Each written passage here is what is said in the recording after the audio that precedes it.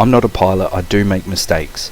The information provided in these tutorials is only to get you guys up in the virtual sky. None of it is accurate enough for real world application. Welcome back. So we're starting to get close to the end of this particular series, so there's going to be a little bit of a jump in complexity. So we're going to run through things like bearings, radios, a little bit of navigation, a little bit of the mission editor, just so that you can set up your own practice missions, you know, kind of understand how it works so you can practice yourself. So let's get into it.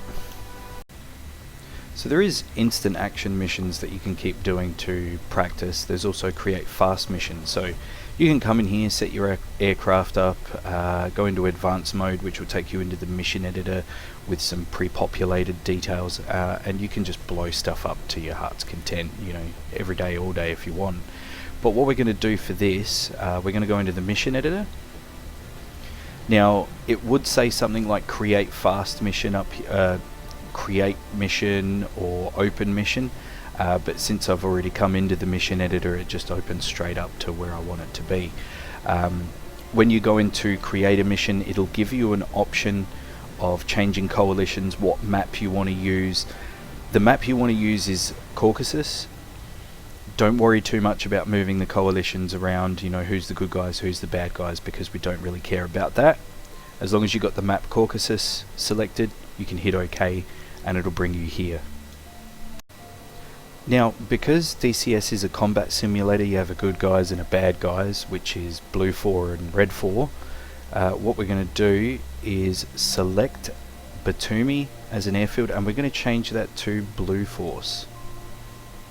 And we're going to go to Kobaleti, and we're going to select that as Blue Force. Now, the reason we do this, you use your right mouse to drag things around.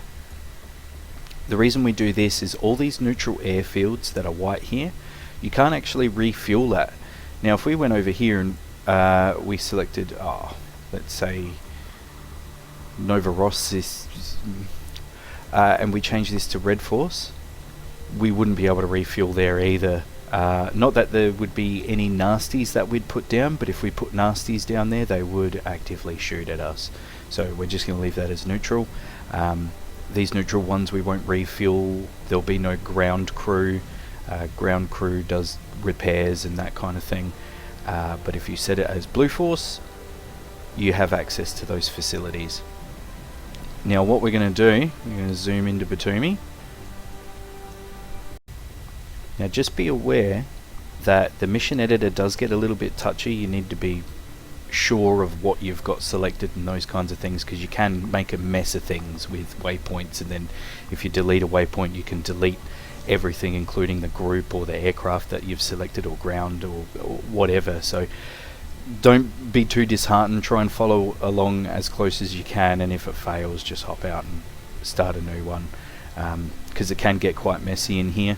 I generally only do this occasionally for familiarization reasons, or just for sightseeing reasons, really. So what we're going to do, we're going to select an object, an aircraft object, and we're going to put it down first, and we're just going to, maybe we'll just put it down here in Batumi, just on the runway at the start here. Alright. Now we're going to change the type to the trainer in T51, and we're going to change the skill level to player so that we populate this aircraft. Now there's a whole bunch of different settings in here. You need to be very specific with this kind of stuff. So at the moment what we're setting is a turning point. So this here is actually the aircraft at a turning point, which we don't want. What we want to do is we either want to select takeoff from ground or takeoff from ground hot.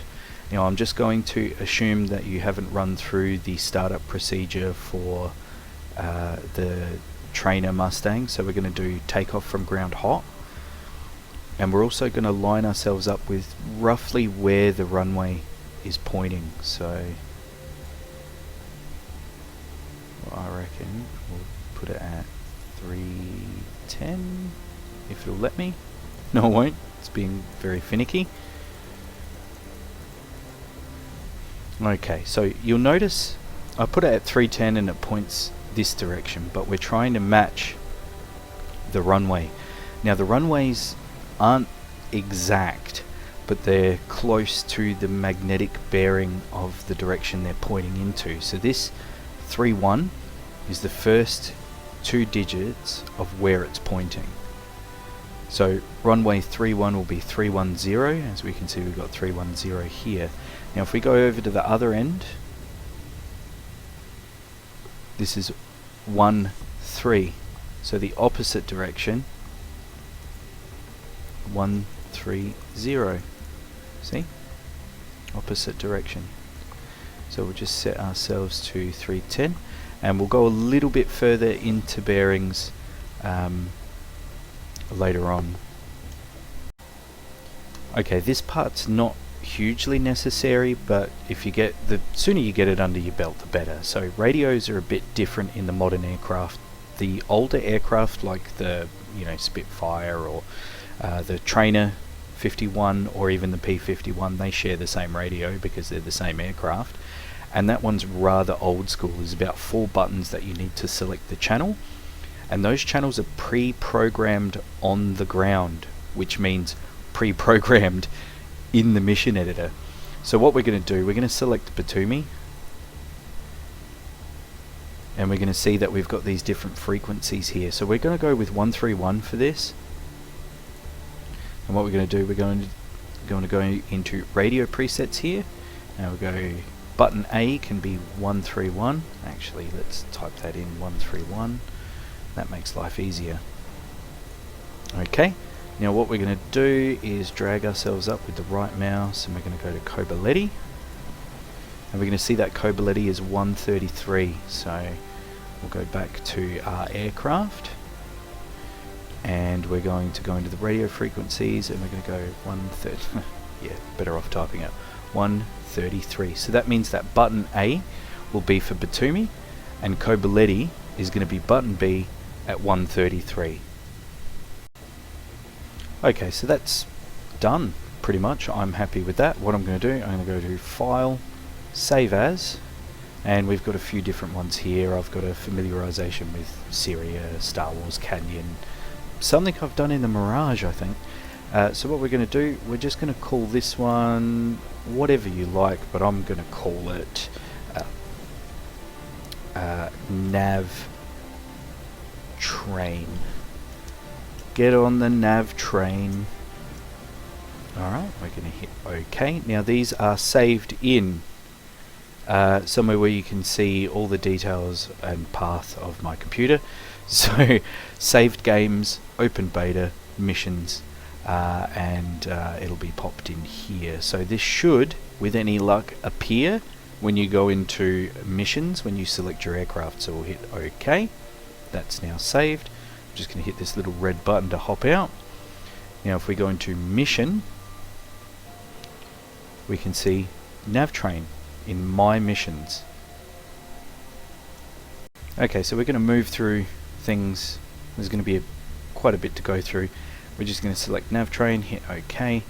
Now as you can see down here, you've got QFE, QNH. We'll worry about what those terms mean later. 1013.25 or 29.92. So that 1013.25 is hectopascals, 29.92 is inches in mercury.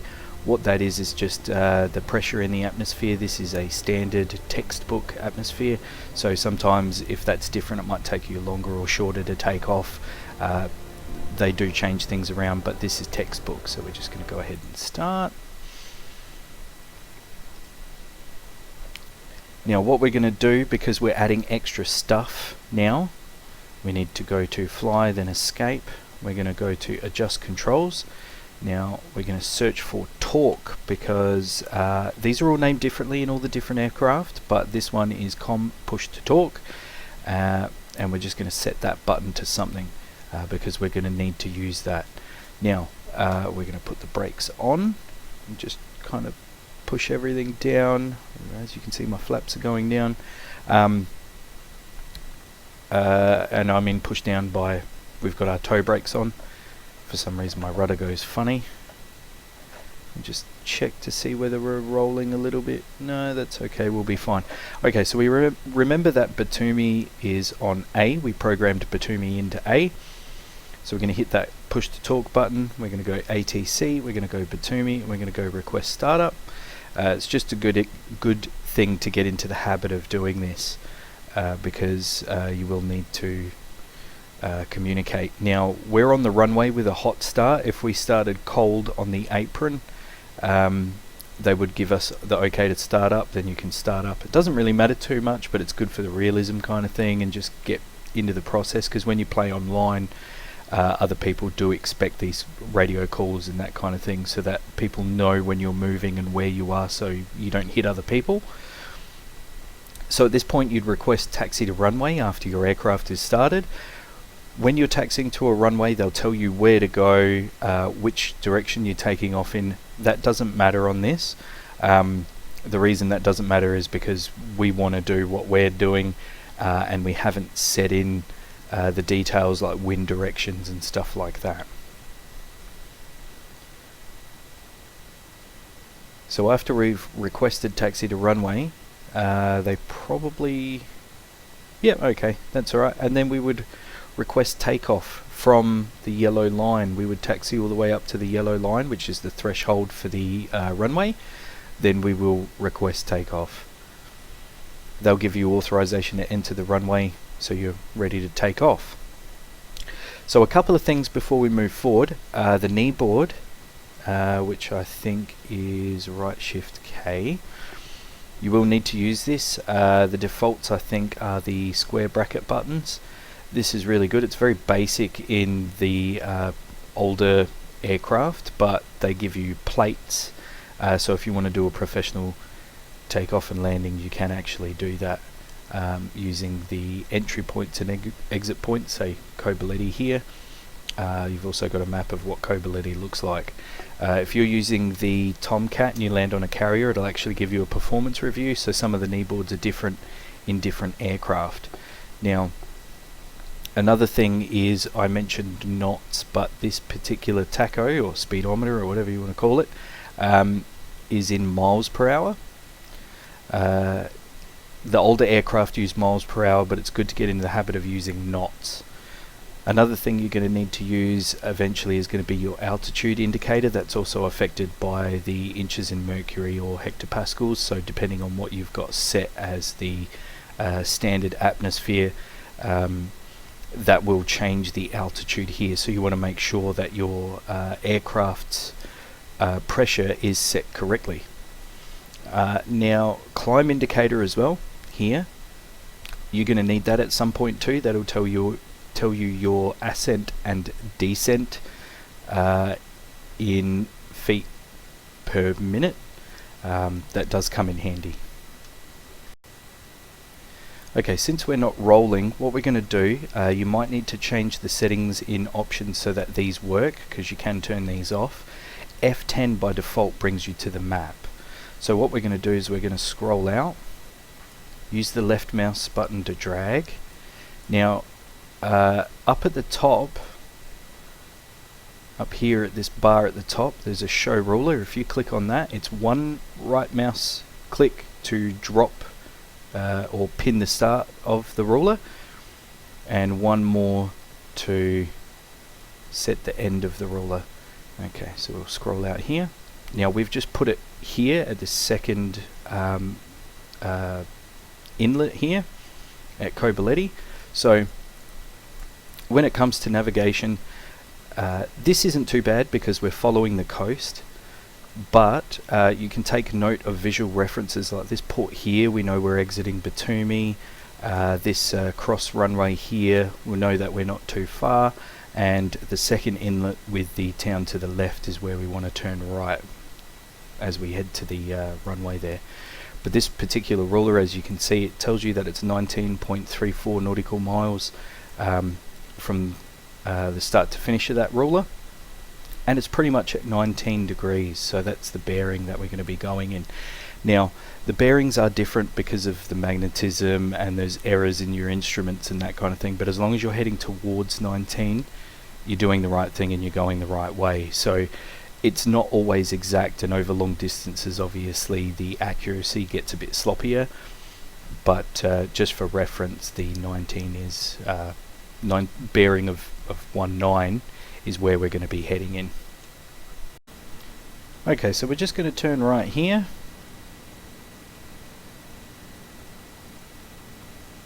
And that bearing of 19, that there is the instrument that we're following. Now it is a little bit more difficult in the old World War II aircraft because the needle moves rather than the degrees around the needle.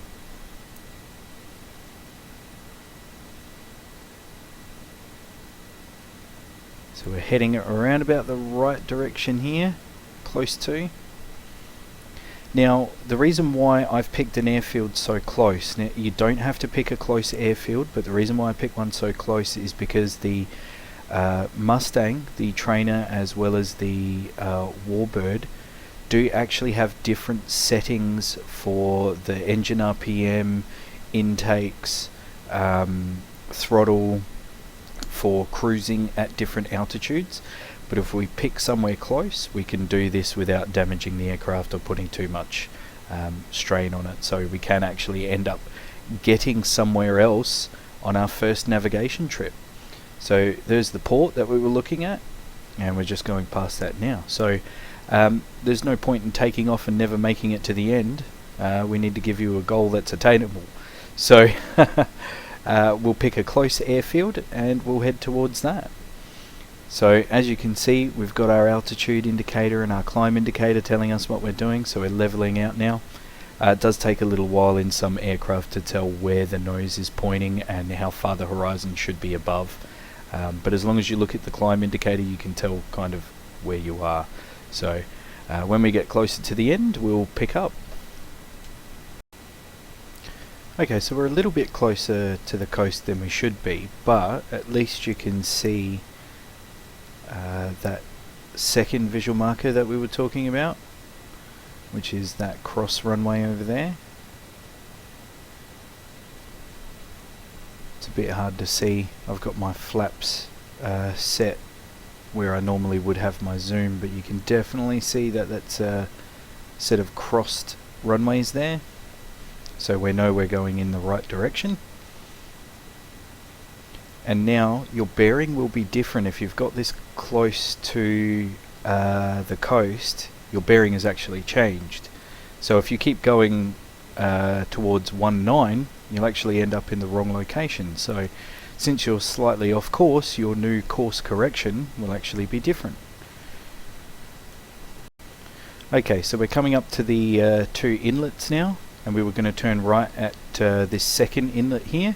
That's just got the town off to the left. So there's one. There's that big body of water. There's the second one.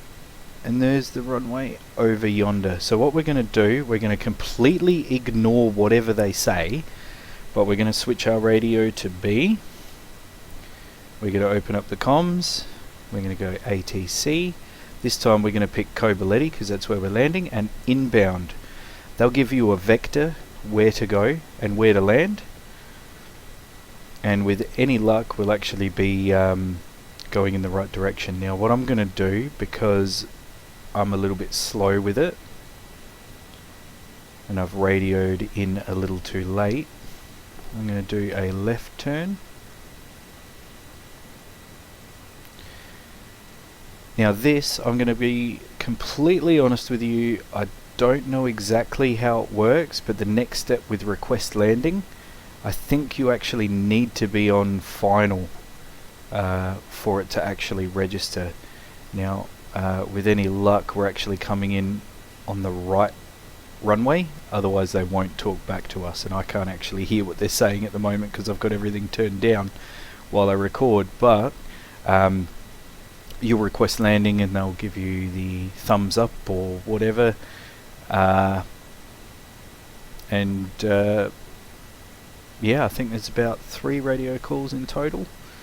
You say you're inbound, then you request landing, and that's it from memory.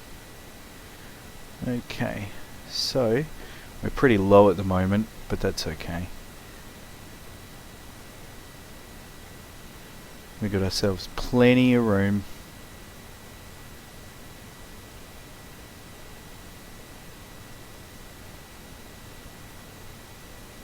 Now if you imagine the runway just keeps going, keeps extending out, you want to try and line up with that runway as further out as possible, so you've got plenty of room.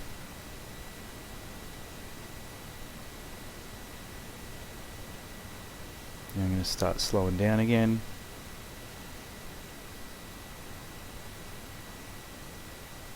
Slow right down. Put my flaps down. Now I've got the red warning light because my gear's not down. So I'll put the gear down.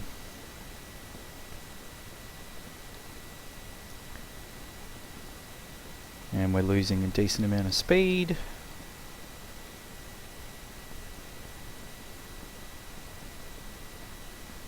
Now I'm just going to request landing here.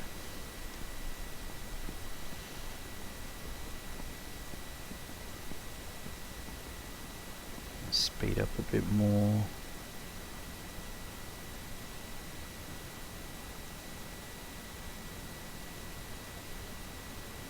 Actually a lot more. We're getting way too slow. And as you can see, I've induced myself a yaw moment because of that, because I've throttled up too quick.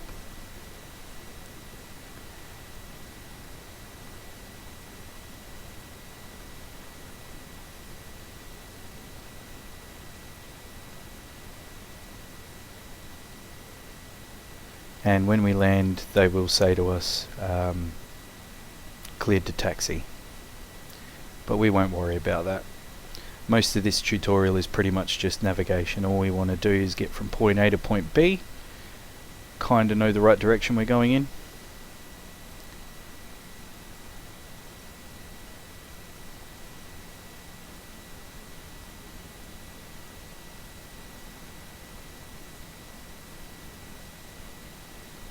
These warbirds are pretty hard to land.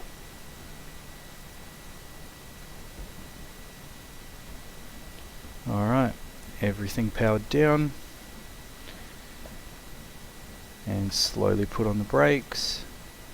Very gently.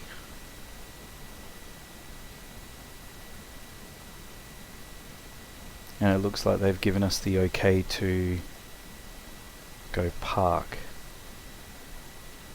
And like I said, if you want to park, you can taxi down the runway. You can right shift K, go to your kneeboard, and it looks like Coballetti's the first set. So this will show you the parking areas and the apron, all the details that you need. So you can go park on the apron, which looks like it's on the south side of the runway, which will be a right turn, and the apron's over there somewhere. So what we're going to do, we're going to leave it here for now. I hope you found your